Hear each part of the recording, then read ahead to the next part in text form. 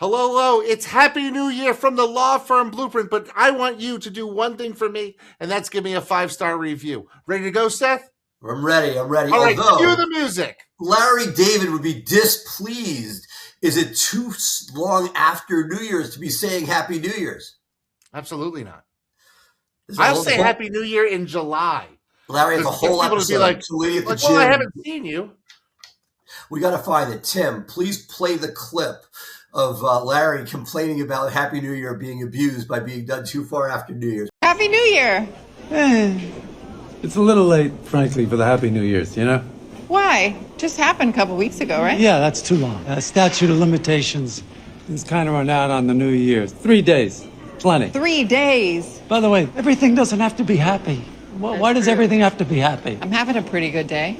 Yeah, look at you. But Happy New Year, I think in the first 15 days of January, you are way safe. And folks, we are here with the law firm Blueprint for another season starting. I think this is like our 7th season now. I think it may be 8th. Oh my Lord. Okay, at some point we got to land this plane of this podcast, I guess, because it's been going on, but we still have stuff to talk about. And one of the things I want to talk about let's go back a minute. Let's talk about how y'all ended the year. How is Price Benowitz set up for another wonderful year? What are you thinking about? Because I'm going to drop a truth bomb on you. I don't think you're ready for it. Oh, wow. Well, look, Price Benowitz, we had a landmark year, and that for the first time ever, the personal injury department tied the rest of the firm. It's been a chase all these years with 25 criminal lawyers. And for the first time ever, we are now, at the point where, but part of the reason it tied was that I feel like the non-PI sport, we spent so much time building up the PI department that we took our eyes slightly off the ball for the criminal and family, or we didn't build it out as much as we could have. We if growth was a thing, and we had some retraction with a couple of spin outs. And so 2026, not that we want to lose any momentum for personal injury, but we have, on the fee for service side, we just add a few selling units and you're back in business. So really excited for 2026. Well, that's fantastic. I sat down with my leadership team over the last week. I sat down with my marketing team over the last week, and we are we're not changing much in terms of digital marketing. We have capped what we've spent. We are not spending another dime on digital marketing ever again. So whatever we've spent up to now, that will be our baseline, but that will also be our max. We are going 100% analog for the rest of the life of this firm. We are taking what we would, so we may have upped our digital marketing budget 10% every year, 15% some years to try to capture more market share. And I said, pshaw, get rid of it.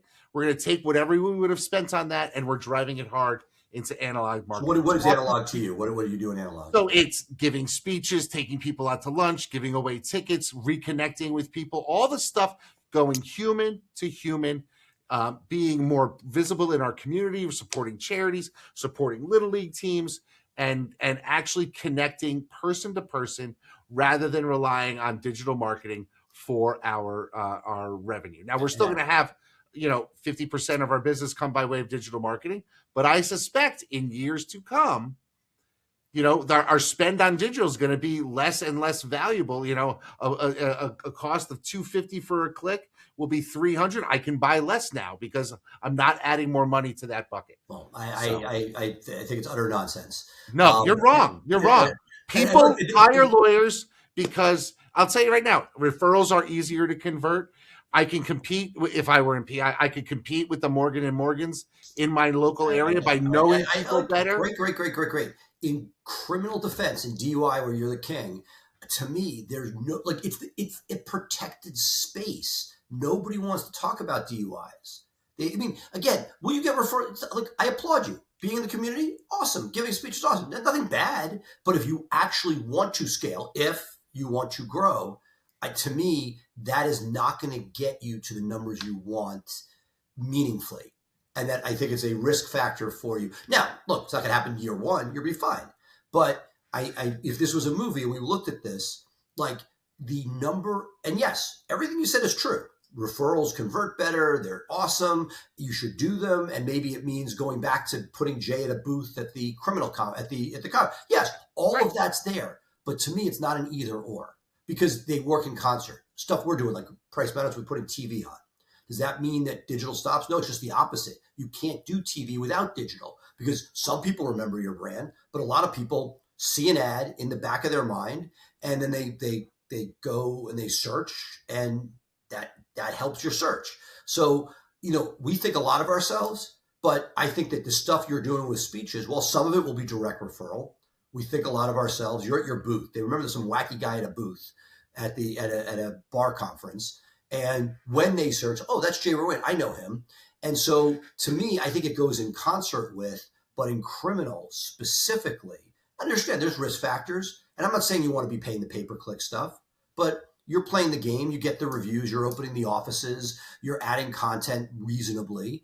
You're making sure you're staying with the AI trends to make sure you're an AI search. But why would you? It's built you. You've done well. Why would you, bastardize it? Because I don't think I'm spending enough time or attention on offline marketing, and I think offline marketing is going to convert better. It's going to create a moat for me, in that everybody's going to know my name in the legal community in my state if they don't know me already. And I'm going to work on connecting with the people who can send me business. So do you have a person on staff? Is there a dedicated person for your relationship marketing? There is now. We just promoted somebody to that role, and the first thing I gave her to do was to read Unreasonable Hospitality. She's gone through all of the things that we've sent out for years, Baked by Melissa cupcakes, or Georgetown cupcakes, or Peter Luger steaks. She's got a list of stuff. How many people have referred you more than one case over the years? Hundreds.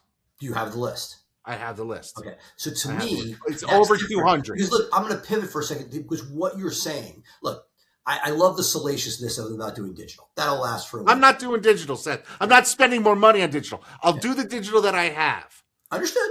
And I have a writer on staff, so I'm not firing her. Understood. I'm keeping her. You're maintained. I get it. But like anything else, I'm not going to up my budgets. And look, and also paid doesn't work that well. I get it. Like that, if the LSAs get more expensive, you can't challenge them. Like the ROI is less good. I get it. That's possible. Look, you could pull that out, but to say you don't want to spend anything, well, I'm not going to pull a $50,000 a month spend on LSAs when it's generating $450,000. And if you could spend it, and as Jay would do, if it could spend 100, you do it, right? If it's monetizable, right? I can't spend all the LSA money that I have in the thing right now. Correct. So, and it's working. God forbid LSAs get too expensive, you'd be pulling all that money back. There are times when your spend drops but let's go back to this, because I think that, look, a lot of the sort of these tribes talk about, the gas calls, the give a shit calls, all of that works. And you have a brand, you've built it over the years. You any listserv, you say at DUI in Connecticut, 100 people say call Jay. So you've done that. I think the only liability you have is you never expanded beyond Connecticut. Frankly, I mean, you still could, but meaning you have opportunity there. You've talked about it. Yeah, but I guess I'm lazy, or I don't have those aspirations. I don't want to necessarily be huge. I like my life. I don't want to buy a practice in Massachusetts and have to get involved. You're not buying a practice, but would you put an office in Massachusetts and get a lawyer? I mean, all these things are possible. But what I love here is you're sort of saying to me, I'm doubling down, getting rid of the part about like you're not going to spend another dime ever. You're not going to spend another dime unless you do, unless it makes sense. Right? I'm not doing it. You're a rational player. You're telling me that if you saw that $10,000 more than your current budget would bring you a 6x return for that $10,000, would you do it or not do it? Of course you do it, right? So, but that said, I think what you're looking at is something I always dream about, which is when you have a B2B market. To a certain extent, BluShark has it, but it's even more so. Like outside general counsels get this. And I always look at those guys come to me and say, I want to do SEO. I'm like, no, you're not doing SEO, right? I'm like the worst salesman. I'm like, no. Okay, you have 100 potential people in your town that might need outside general counsel services. Make a list of them. Those people are A, on your call list. B, you're going to have season tickets to something, as you do with your concerts. You're going to have a box somewhere. You're going to have like whether it's a country club or an eating club. If you're in a city, you're going to do, and you're going to rotate through and make sure each of those people gets it and sees it. I get it. But I have a struggle right now, which is I join, there are all these different networking groups out there. And there's one that's quite nice. I've been friendly with it for 7 years. I finally jumped in. But they have, they sort of get on me because I don't go to every one of their general meetings, because their general meetings aren't just lawyers. They have lawyers, they have real estate agents, they have all sorts of, from a lawyer point of view, hamburger helper. Could those people refer you a case? Maybe. But it's really the legal community that you're looking for primarily. And that many of the people in there, financial advisors, they're connectors. It's not bad, but I could also join a country club and just talk to the people in it's not special. So, I think it's a grass is always greener, because I've actually been a little bit dejected on the relationship marketing. Now, what you're doing is different because it's super targeted. You're going after the people that have done right by you before. Right. And I want them to do right by me again. I mean, I have this list of my, the top people that have sent me work. Correct. And I'm going to make sure that I'm massaging that. Understood. And the question is, what can you do? Because hypothetically, right? Because it's always the question is like, how much of this is coffees yourself? And how much of this is, if it's a list of 100 people, 200 people?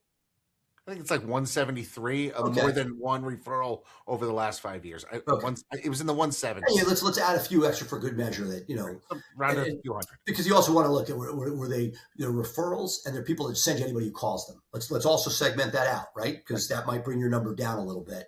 They're referrals, but is it a referral? Right? We got to keep it real. I have people like on MedMal. I literally try to educate the referrer saying, hey, if there's not permanency or death, it's not a viable case. And, I'm happy they're thinking of me, but it's nonsense. And you need to but for you, there's generally an arrest, right? And it's not something, what you don't want, because you have a lot of people that think of you for all legal things, good, but the contractor ripped me off. What do I do? You get a lot of that. Positive, but time suck.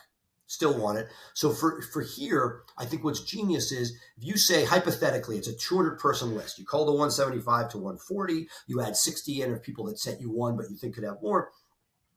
Now the question is, how much of this has to be Jay Ruane? If you want to go meet people, God bless, if you like them. But how much of this, if it's really okay, and I think to his credit, I think Craig Goldenfarb does a nice job of this. If he has, 8, 10, 12 touch points a year for his referral sources. And if you're able to put stuff together and you're able to put a combination of a bake by Melissa at holiday time, we actually go after holidays because there's so much before nobody remembers what they got. Right. And if you're able to have some sort of newsletter-esque something, and you're able to have whatever it is, invites to the box. Do you still do your box? Oh, yeah. Yeah, so you got your box. Look, every time you have the box, you could almost send out 40 invites, knowing that you're never... Knowing that 30 people can't show. Right. Yeah. And so, and if as long as it's not like a, U2, or if they don't get it, they're right. If it's not Foo Fighters came, and I was able to get another dozen tickets because I got right. But if you put that out there, I always say, God forbid people come, you'd buy the tickets. If all 200 people on your list wanted to come, you'd buy 400 tickets. Right. So it's really, if you use that and really saturate the list, great. But I also think you've got to really check and work the ROI. Not that you won't make money, but if you do Bake by Melissa for all of those people, what does that run you? It's X amount of money. That's $1,000. Probably $2,000. A lot more than that. $2,000 because it's $50 plus the shipping and the time. It's yeah. Then plus 200, not 100, and it adds up, right? Again, that's not tens of thousands of dollars when you really do it right. Right. So the question is, okay, if LSAs are X amount and you open another office, you get more LSAs, would you get more work? And that's where, when I sort of had that visceral reaction, criminal is one of those places. You are one of the few people that has really gotten decent traction on referrals. We get them, but if I lived on that alone, I'd have 2 lawyers. We wouldn't have 25. I mean, 50% of my business every year is referrals. What percentage? 50. That's amazing. And I know if I can double that 50% out of referrals, and I don't have to spend another dime on on digital marketing, but I am investing, a tenth or 20th, or maybe even 20% of what I would spend on digital marketing. I still have an 80% win rate in more revenue coming in that I'm not spending on digital marketing. And so, look, I guess this is the depends concept. Anybody else, I would say, is completely crazy. You're only partially crazy, right? I mean, meaning, and look, it's a great statement to make, and it's aspirational because look, if you bring that down, part of my reason for this, Seth, part of the reason why I'm doing this is that I'm not totally abandoned. I'm not pulling down my website. I'm not doing that, but I'm not spending the dollars because everybody is spending their dollars online. Everybody is spending dollars online. Right. That's competing in my space near or close to me. They're also going digital. You have a digital beachhead with years, with reviews. Absolutely. No. And that these guys would love to be able to spend another $10,000 with your assets that you have. So, I get the aspiration. You're bringing down cost. And look, I would argue, to me, look, every dollar you can spend effectively is great. You've been the king of pulling back to see if something would work. If you pull out a PPC and you look at a PPC for most criminal lawyers, being blunt, is at best a 3-to-1 return, at best. And most criminal lawyers, if they're honest, are getting 2.5-to-1. Many are 2-to-1. If you have shitty intake, it could easily be less than 2-to-1, right? All of a sudden you're working for Google. That's no good. Right. So the idea of spending less there could be great, but what's your cost on an LSA right now?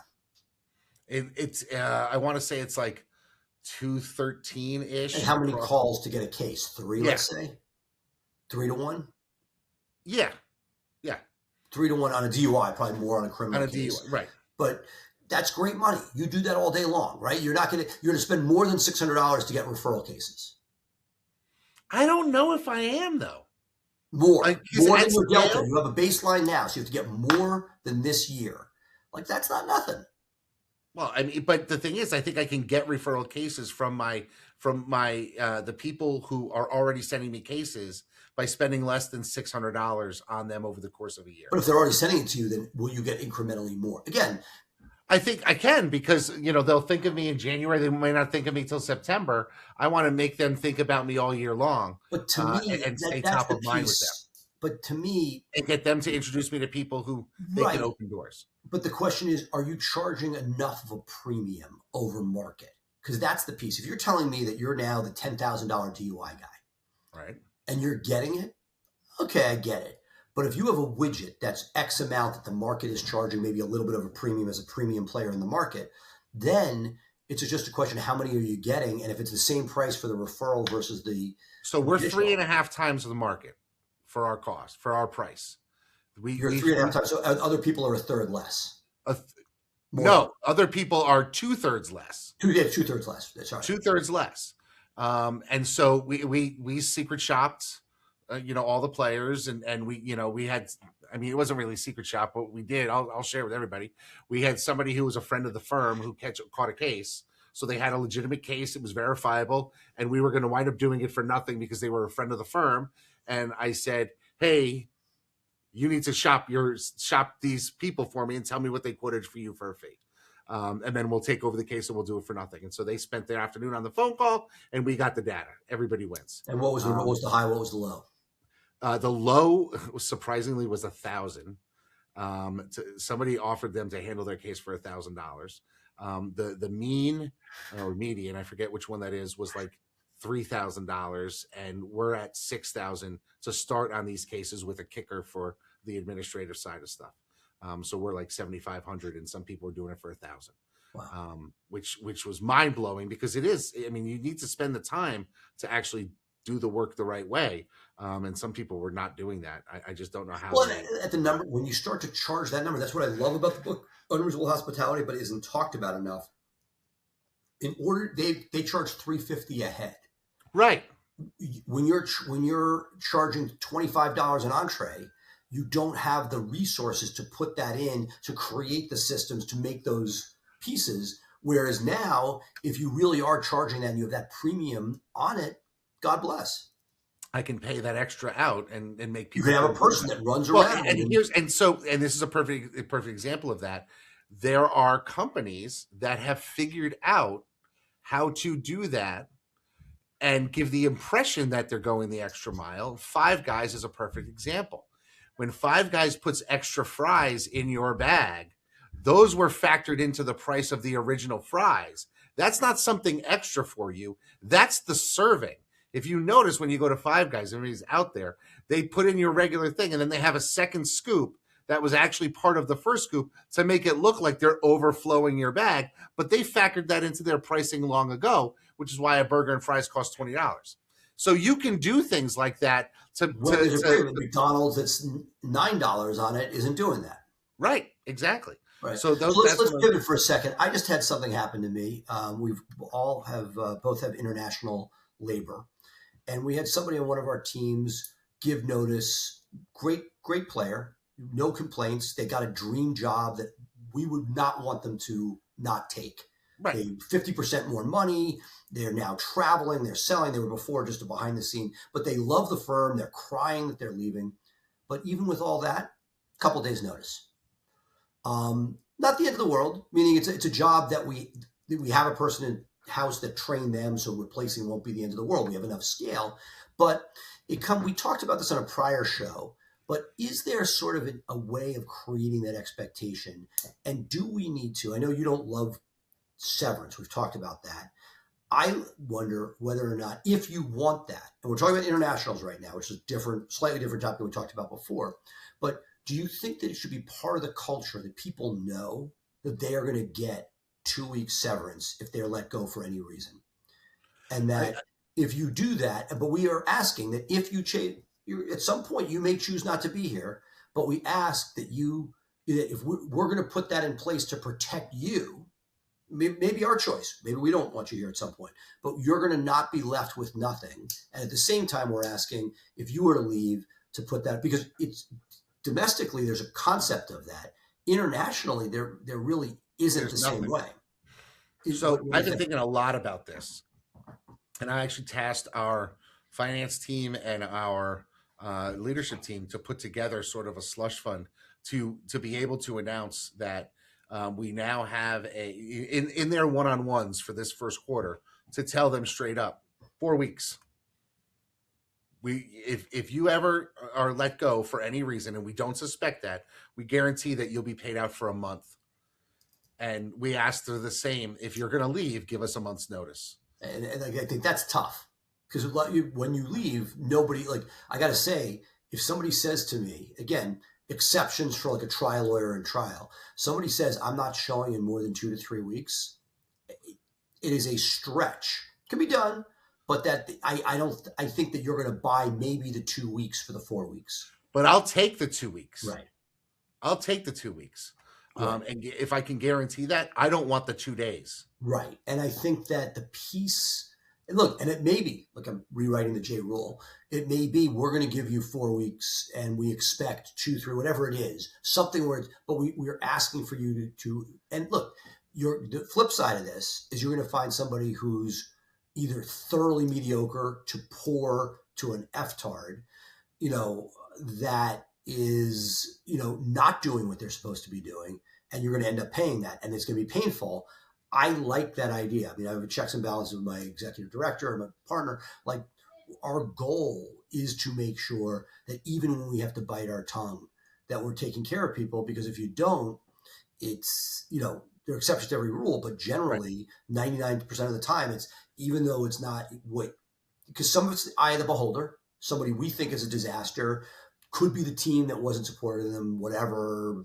Right. But it is, I love the concept. I'm curious to see how it works, but I'm wondering here, because this is a guy who had nothing bad to say, was literally in tears on the phone, breaking up. But the idea is, can it be done? We'll see. We will see. I mean, the reality is that, I need to be constantly adding people simply because as you grow, and you know this, as you've grown larger, and for our audience who's starting to grow the more people you have, the more chances of somebody having to leave exist. When you have one assistant and he or she lives locally, they're established, their kids are grown, their husband has a job or their wife has a job, they're not going anywhere, you're less likely. But I've hired some people. I have 2 people today announced that they're pregnant and on the intake team. 2 people on my intake team. One of them is a closer, so that's a skill, and that's a one big of my deal. 2 closers. I've got one person who's a gatherer. That's what we call them, hunters and gatherers. And one person who's a gatherer who's been through training and now says, "Oh, I'm having a baby too. One's in June and one is in July with twins." Now, my hunter in July with twins, I don't think she's going to be back at all. So now I got to get more people in and get them trained, because at least I have notice. So, God forbid they say to her, "You're on bed rest tomorrow," and she's out. I'm scrambling. And even though I try to overstaff, I feel like I can never get to the overstaff, because there's always something that well, I distinctly remember that in our history. And I think that a couple things, two or three thoughts in this. One, I still remember, for anybody listening who's starting the firm, first few years of the firm, no maternity leave. It was awesome. All of a sudden we hit year 10 and it was like baby fest. So know that it's part of a cycle. It comes, it will pass, but it is not fun to live through. Yeah. But we need to be responsible business owners, absolutely, and make sure that the our female employees aren't kept from being able to have, the life that they want. Right. And look, 20 years ago, there was no paternity leave. That was not a thing. And now, it's expected. Yeah. So there are all these different factors.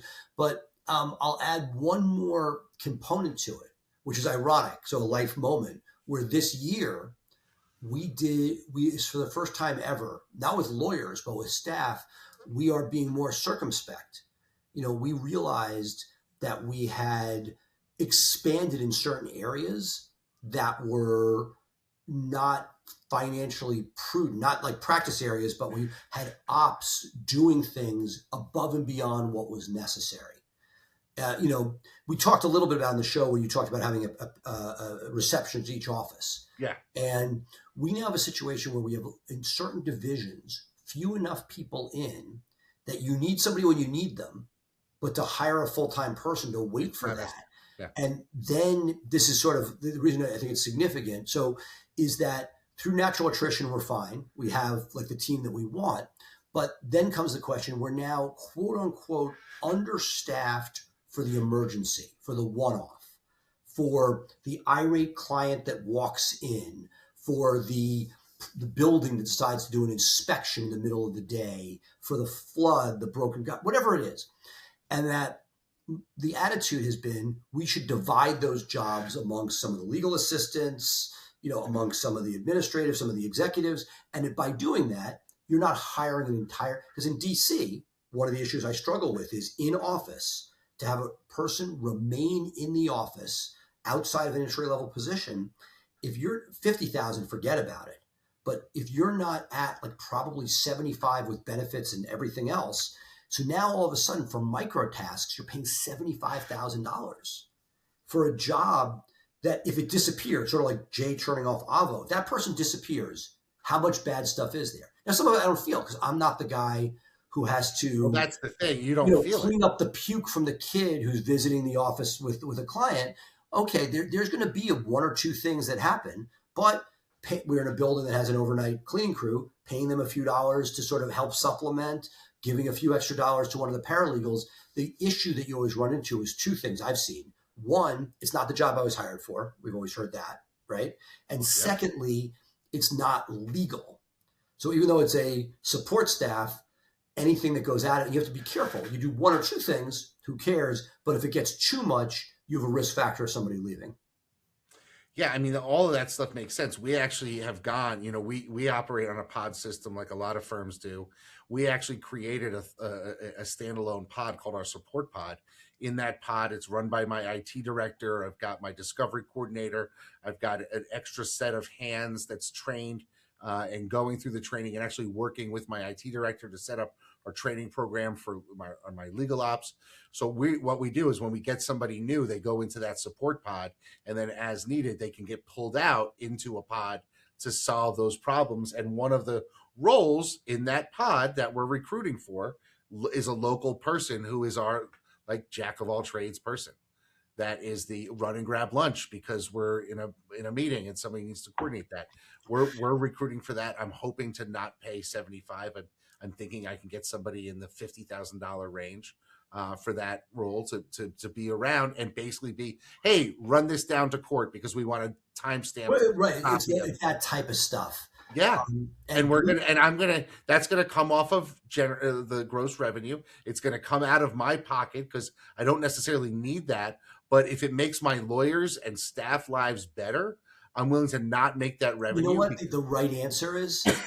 The right answer goes back to the beginning of the show is that person is so fractional that the ideal is it's your relationship person. Well, you'd love to have the Uber of that. So if you have that situation, you hit a button. You know what the best answer? You know what's the only better thing than sending Baked by Melissa is bringing fresh baked brownies to offices personally with a person and saying, "Here it is." Right? That's what a lot of PI groups do. We've experimented with medical providers. A lot of people do a great job of that. So to me, that might be the opportunity to double dip, where if you have the right person who's going to go visit. Because look.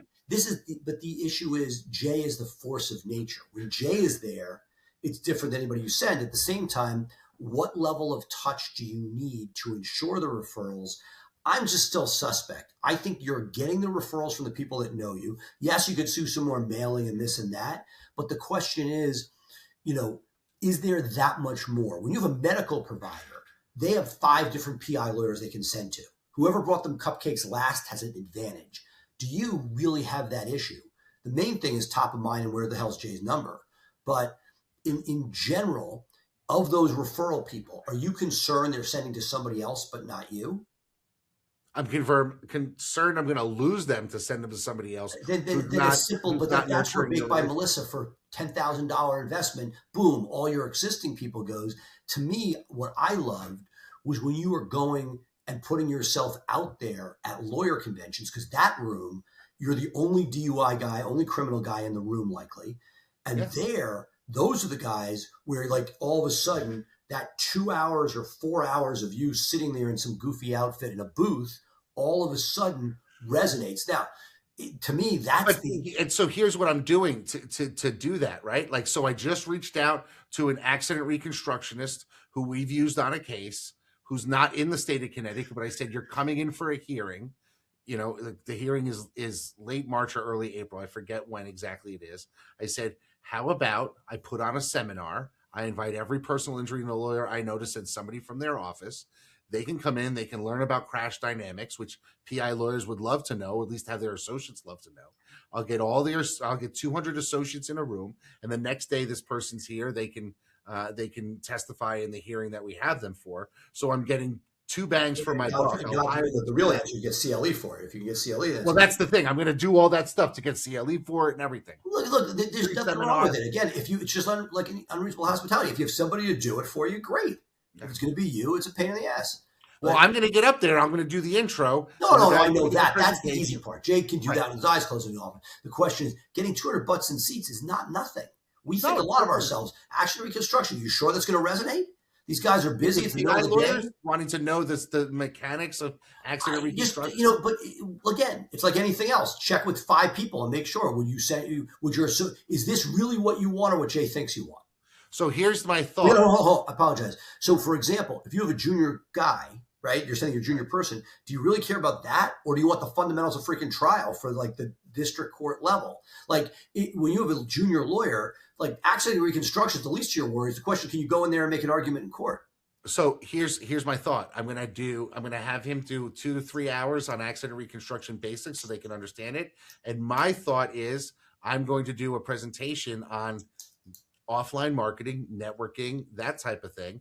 And that's going to be the hook, because every lawyer I know who owns a law firm wants their associates to generate business, but they don't know how to do it, or they don't do it. Heck, I'm one of them. I wish my people could generate more business, but they don't do it, which is fine. I've resolved myself to it, but just because I've resolved myself to it doesn't mean everybody has. So I'm going to say, oh, and by the way, there's the second hour, or the second presentation is going to be me on networking and that type of thing. I'll give them a copy of one of my books, and I'll get 200 or 100 or 75 whatever lawyers in the room to put my phone number, if they're associates, into their phone so that they can refer me out to people. Right, look, And, it's all, so I've thought about it's this. all good stuff. Yeah. Mauro Godoy had a program like that. He did a monthly lunch. He had 50 people at a time come in. He bought them lunch.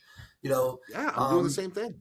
Right, and it's again, not for the faint of heart. I applaud it, but I also know that you could do this for a year and get 2 cases, in which case That's true. all that time, money, and effort could be spent getting something that delivered. And that's why I sort of poo-pooed. Not that you don't want to be doing it. I love the referral. It's awesome. The people are great. You get better cases. Yeah. But for the sheer volume of potential cases in criminal, nothing like again, you're in family law. I get it. If you found every financial advisor, every rabbi and priest, who deals with, every counselor. I mean, there are people that can get you cases there. In criminal, there are people, but it is much, much fewer and farther between. Cool. Well, folks, what do you think? Why don't you tell us in the comments what you think about this? Should I go all analog in 2026? Am I making a terrible mistake? We will find out over the course of this next year, but I want to hear what your input is on this topic. Is there anything that you think I am missing or anything you think I should absolutely do? That will help us run through this new season of the Law Firm Blueprint. But folks, that's going to do it for us this week on the Law Firm Blueprint. Of course, you can check us out every week, 3 p.m. Eastern, 12 p.m. Pacific, live on LinkedIn, live in our Facebook group, the Law Firm Blueprint. Please join it if you aren't a member. Seth, that's going to do it for me. Anything left from you? No. Happy New Year. That's it, man. Happy New Year, folks. We're on to another bigger, better things. We'll see you next time on the Law Firm Blueprint. Bye for now.